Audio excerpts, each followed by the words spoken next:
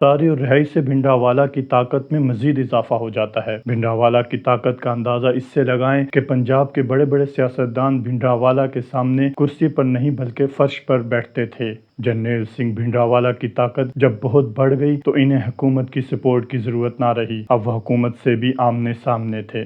भिंडरावाला ने golden temple पर भी रहना शुरू कर दिया था। गोल्डन टेम्पल एक वसी इमारत है जिसमें दो जगह बहुत अहम है, दरबार साहब और अकाल तख्त। अकाल तख्त पर भी अब भिंडरावाला का कब्जा था। अकाल तख्त दरअसल वो तख्त है जहां सिख मजहब के गुरु बैठते हैं और वहां से सिख धर्म के अहकामात जारी होते हैं। अकाल तख्त को 16वीं सदी में बनाया गया और इसे मुगल तख्त से 1 फुट ऊंचा बनाया गया, ये पैगाम देने के लिए कि रब का तख्त ऊंचा है। अप्रैल 1983 में DIG AS अतवाल को गोल्डन टेम्पल की सीढ़ियों में गोलियां मार दी गईं। पंजाब पुलिस 2 घंटे तक अपने अफसर की लाश वहां से ना उठा पाई। आखिर CM